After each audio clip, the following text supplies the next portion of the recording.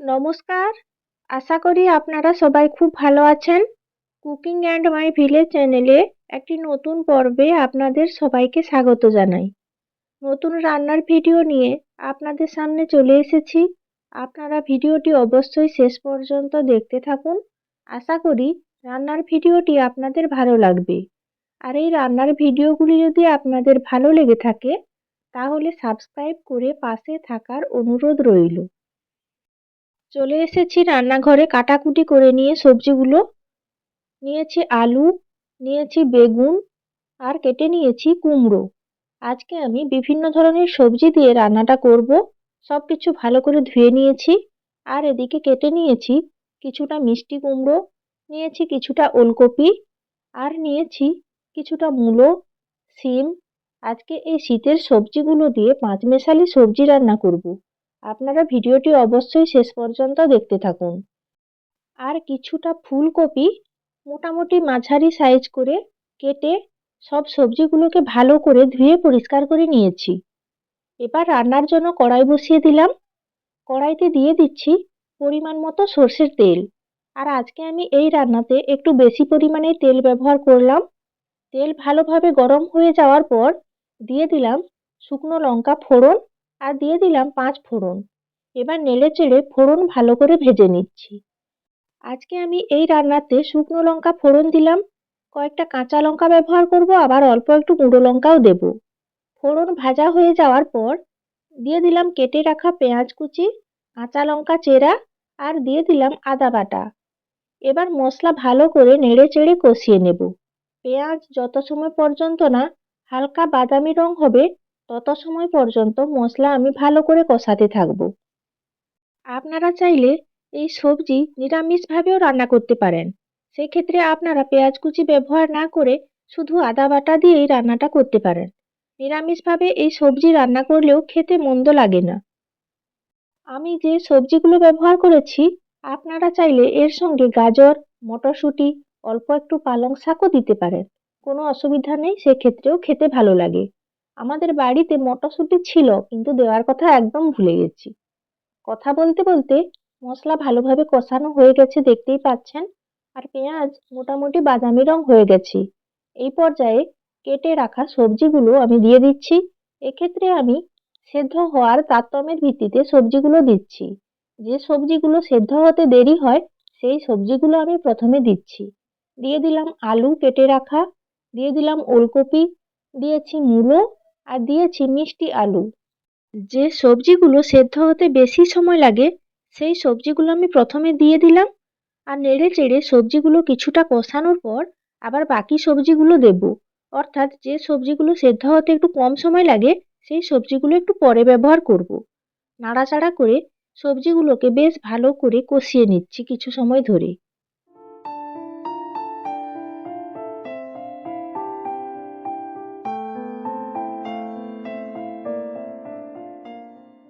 শীতকালে তো বিভিন্ন ধরনের সবজি পাওয়া যায়। আর এই শীতের বিভিন্ন ধরনের সবজি দিয়ে এই পাঁচমিশালি সবজি রান্না করে খেতে দুর্দান্ত লাগে। নিরামিষের দিনগুলোতে নিরামিষভাবে এই পাঁচমিশালি সবজি রান্না করে খেলেও বেশ ভালো লাগে। কথা বলতে বলতে সবজিগুলো মোটামুটি কষানো হয়ে গেছে, কিছুটা কালার চেঞ্জ হয়েছে। এই পর্যায়ে আমি দিয়ে দেব কেটে রাখা ফুলকপি আর বাকি সবজিগুলো সব দিয়ে দেব একসঙ্গে। দিয়ে দিচ্ছি কেটে রাখা শিম। আপনারা চাইলে শিমের সঙ্গে অল্প একটু বিনসও দিয়ে দিতে পারেন ছোট ছোট করে কেটে।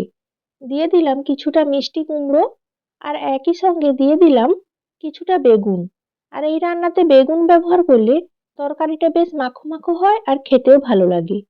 সব সবজিগুলো দেওয়া হয়ে গেছে। এবার নাড়াচাড়া করে সব সবজিগুলোকে আমি ভালোভাবে কষিয়ে নেব। সবজিগুলোকে খুন্তি দিয়ে নাড়াচাড়া করে ভালোভাবে মিশিয়ে নিলাম আর সবজিগুলোকে ওপর নিচ করে দিলাম। এই পর্যায়ে সবজিগুলোকে আমি কিছু সময়ের জন্য ঢাকা লাগিয়ে দেব। ঢাকা লাগিয়ে সবজিগুলোকে কিছু সময় কষানোর পর সবজিগুলো মোটামুটি মজে গেছে। এই পর্যায়ে ঢাকনা খুলে নিলাম। এবার সবজির মধ্যে কিছু মশলা দিয়ে দিচ্ছি। দিয়ে দিলাম পরিমাণ মতো লবণ, দিয়ে দিলাম পরিমাণ মতো হলুদের গুঁড়ো আর ঝালের জন্য দিয়ে দিলাম পরিমাণ মতো লঙ্কার গুঁড়ো। আর একটা বড় সাইজের টমেটো একটু বড় বড় করে লম্বা করে কেটে দিয়ে দিলাম। সবজির সঙ্গে কষাতে কষাতে টমেটো খুব ভালোভাবে গলে যাবে, তাই এইভাবে কেটে টমেটোগুলো দিয়ে দিলাম। এবার নাড়াচাড়া করে সবকিছু ভালোভাবে মিশিয়ে নিচ্ছি। এই পর্যায়ে আবারও একটু ঢাকা লাগিয়ে দিলাম। কিছু সময় পর ঢাকনা খুলে নিয়েছি, আর আপনারা দেখতেই পাচ্ছেন সবজিগুলো বেশ ভালোভাবে কষানো হয়ে গেছে। আর লবণ দেওয়ার পর সবজি থেকে অল্প অল্প জল বেরিয়েছে, আর সবজিগুলো মোটামুটি হালকা সেদ্ধ হয়েছে। নাড়াচাড়া করে সবজিগুলোকে ভালো করে ওপর নিচ করে দিচ্ছি।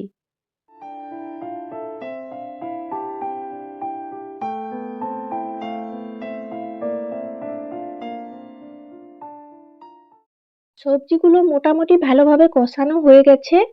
এই পর্যায়ে কিছুটা ধনে ও জিরে একসঙ্গে বেটে নিয়ে সবজির মধ্যে দিয়ে দিলাম, আর নাড়াচাড়া করে সবজিগুলোকে ভালোভাবে ওপর নিচ করে দিচ্ছি, আর বাটা মশলাটা সবজির সঙ্গে ভালোভাবে মিশিয়ে নিচ্ছি। আপনারা চাইলে এই রান্নাতে পোস্ত বাটাও ব্যবহার করতে পারেন, আর পোস্ত বাটা দিলে রান্নার স্বাদ তো বেড়ে যায়, আপনারা সবাই জানেন। বাটা মশলা ভালোভাবে মেশানো হয়ে গেছে। এই পর্যায়ে আমি দিয়ে দিচ্ছি পরিমাণ মতো জল। খুব বেশি পরিমাণে জলের প্রয়োজন নেই, মোটামুটি সবজি সেদ্ধ হওয়ার মতো জল দিয়ে দিয়েছি। এই পাঁচমিশালি সবজি হালকা মিষ্টি ভাব লাগলে খেতে ভালো লাগে, তাই অল্প একটু চিনি এই পর্যায়ে আমি দিয়ে দিলাম, আর নাড়াচাড়া করে চিনিও ভালো করে মিশিয়ে নিয়েছি। এবার সবজি সেদ্ধ হওয়ার জন্য আমি 10 মিনিটের জন্য ঢাকা লাগিয়ে দেব। প্রায় 10 মিনিট হয়ে গেছে। এই পর্যায়ে ঢাকনা খুলে নিলাম, আর আপনারা দেখতেই পাচ্ছেন সবজি রান্নাটা বেশ মাখো মাখো হয়েছে। আর যে পরিমাণ জল দিয়েছিলাম জলও শুকিয়ে গেছে, বেশ মাখো মাখো হয়েছে। আবারও নাড়াচাড়া করে সব সবজিগুলোকে ওপর নিচ করে দিলাম, আর সবজিগুলো খুব ভালোভাবে সেদ্ধ হয়ে গেছে। এই পর্যায়ে নামানোর আগে কিছুটা ধনিয়া পাতা ওপর থেকে দিয়ে দিলাম। আর ধনে পাতা দিলে খেতে তো খুব ভালো লাগে, আর তার সঙ্গে গন্ধটাও খুব ভালো হয়, আপনারা তো সবাই জানেন। হালকা হাতে নাড়াচাড়া করে দিলাম।